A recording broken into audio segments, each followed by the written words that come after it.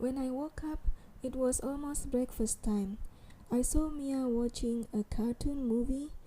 Perhaps if I hung out with her for too long, I would turn into a 10-year-old. Realizing that I was watching her, Mia paused the movie and removed the headset. Does anyone in your company know that you love to watch cartoon? I curiously asked. Larry knows. He always sits beside me in our business trip. The other employees always sit in economy class. Once Peter asked for a business class seat because he is an MIT graduate. Because of his request, I changed the rules regarding business trip flight. In the new rule, all engineers and managers get premium economy seats. Only Larry and I purchased an upgrade to business class seat because we could afford it, Mia said. Yesterday you were talking about a mishire. I thought he was the man who resigned because of his daughter's picking up flowers. I guess I am wrong. You must have hated Peter so much that you changed the rule to avoid sitting near him in a flight, I said. Oh, that guy was a good employee. One cannot be too overprotected when it comes to his daughter. I felt bad that I couldn't stop him from quitting the company. About Peter, I don't hate him. I just cannot get along with him. We have different views. I always have a bad feeling about him. I was very relieved when he quitted. I'm telling you, when he resigned, some of my employees wanted to join him to move to the company where he works. I'm glad Peter convinced them to stay. I'm grateful to Peter for that, Mia said. As I excused myself to go to the toilet, I was wondering whether I would be happy working for a president who led by her feeling. At least she doesn't have a bad feeling about me, I said to myself in my heart. After we arrived in Amsterdam, we met my mother, my sister, and my two nieces. It was a very short meeting because we have another flight to catch. My mother insisted that I should be the deliverer of something she gave to her sister in Switzerland, but I was very sure that it was only her excuse to see me. I didn't tell them about Mia, so they were very surprised and delighted to see her. Unfortunately, we parted too soon. In Zurich airport, we purchased a Swiss travel pass that can be used to travel around the country. We used it to go to the hotel. The rest of the day I stayed in the hotel. I was very tired to go out. I needed a nice bath and, okay, I admit it, I needed to work. I had to check emails, check financial market situation. When Mia called me and said that she found a nice restaurant, I didn't want to join her. I would rather order my dinner and have it delivered to my room. I met Mia again the next day during breakfast. Did you stay in your room the whole afternoon? Mia asked. Yes, I rested and worked, I replied. I'm so glad I'm only a fake girlfriend. You are a genuine workaholic, she said. I have a reciprocal feeling. I don't want to have a girlfriend because I don't want to be told not to work. I would rather not have a girlfriend than not have this job, because I love this job, I said. I also love my job. Not just my job, I love all my employees, the beautiful garden, the research for science. I really feel like I live in a heaven on earth in Putra Power Plant, Mia said. Anyway, are you ready to tell me how much money do you want to deposit today? I asked. 300,000 euros, she answered. That is not a lot. I've told you my base fee. The less the amount, the higher my rate will become. You truly put me in a dilemma, because I cannot lower my base fee that is the same for all my clients. But then my rate will be too high for you, I said. It's okay, I know what I am doing, she said. You don't seem to know how to manage your finances very well. I hope you are not in any sort of trouble, I said. No trouble at all. I feel troubled, but I don't know why or what is going to happen. Perhaps this patent registration is too scary for me. That's why I need this vacation, she said. So you come here mainly for a vacation. Opening a bank account here is only an excuse so that you can visit Switzerland. Is that so? I asked. Not really. I feel that I need to open a bank account and deposit some money here, something like a safety net. I cannot put too much right now because after registering the patent, we might want to expand the company, she said.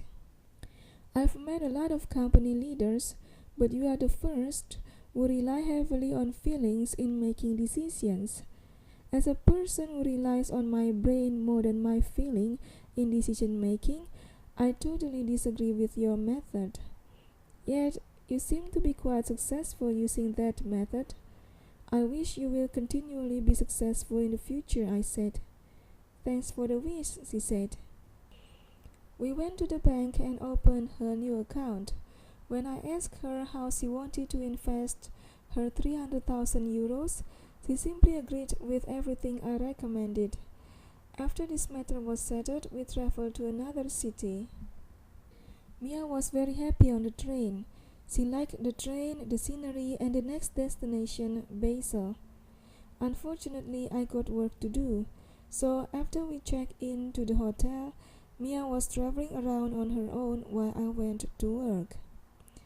I told her that we stayed in Basel for 2 nights. She was thrilled. The next day when I arrived at the restaurant for breakfast, she had finished breakfast and said that she had a train to catch.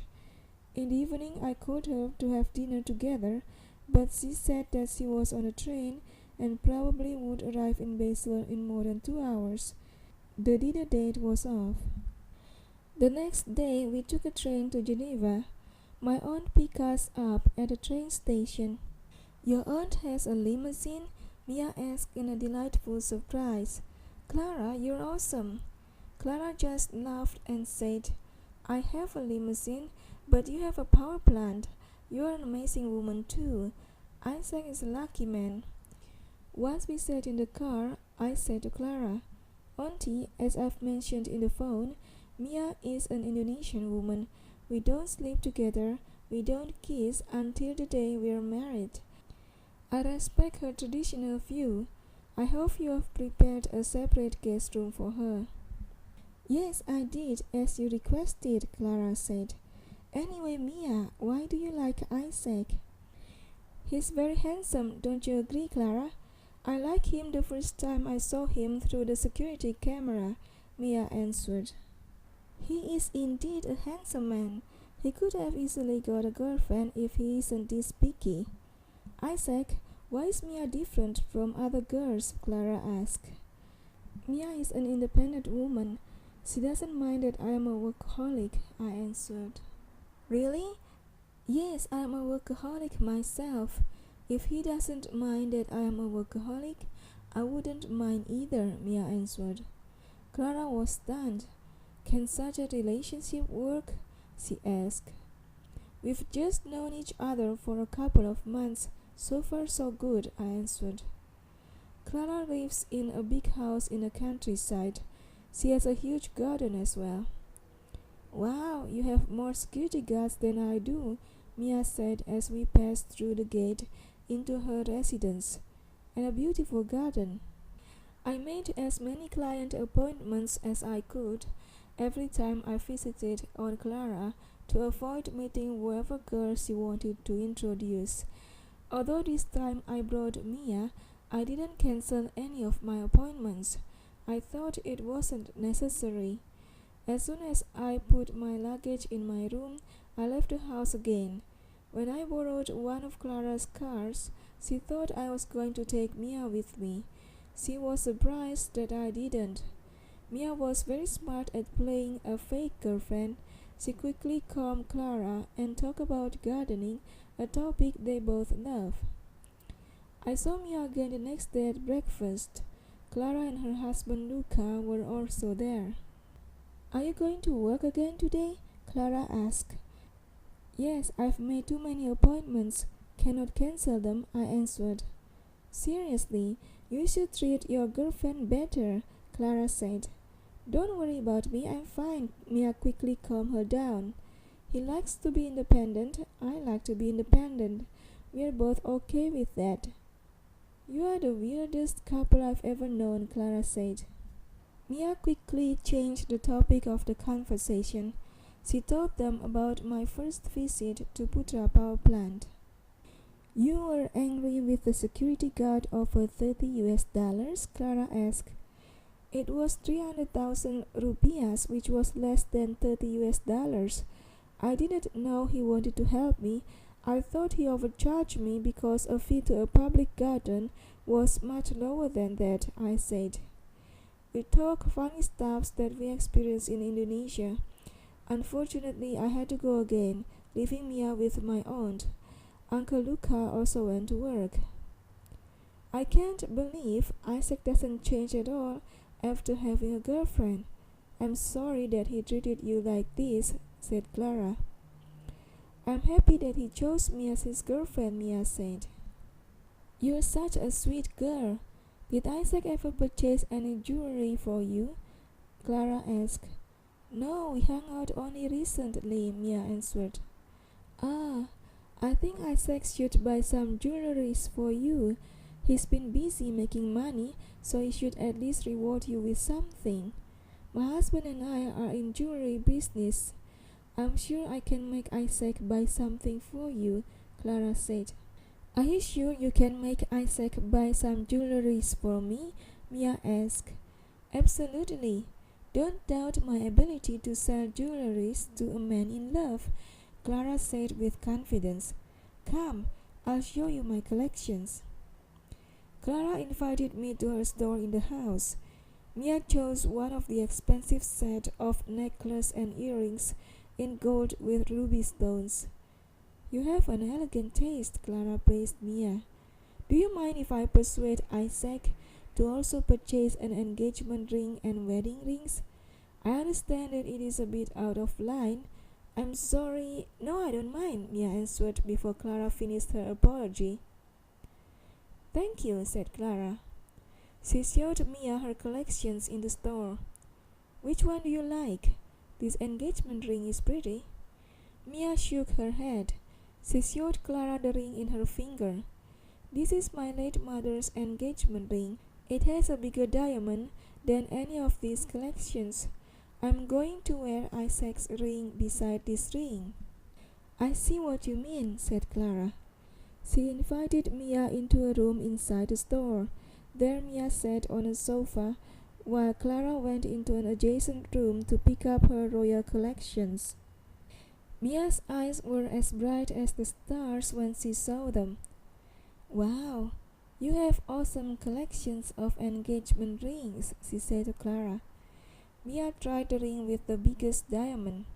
It seemed too big for a small hand, so she chose another ring with a smaller diamond. After that, Mia chose a pair of beautiful wedding rings. The next morning, Mia knocked at my door. She entered as I opened the door. She looked very happy while I looked very sour. You really purchased those jewelries? She exclaimed in a whisper. Yes, why did you do that? I asked her in anger. But she laughed so heartily and couldn't stop. If I didn't buy them, how could I convince my aunt that I truly like you, especially after neglecting you these 2 days, I said. At least you should have chosen something cheaper. I'm sorry, but Clara said that she could make you buy any jewelry I chose. She was so cocky, so I wanted to see how she could sell to you what I've chosen. I thought you would never buy them, and Clara won't be so arrogant anymore. But she laughed again before she continued. I've never thought, how did she do it? She convinced me that this is a good investment.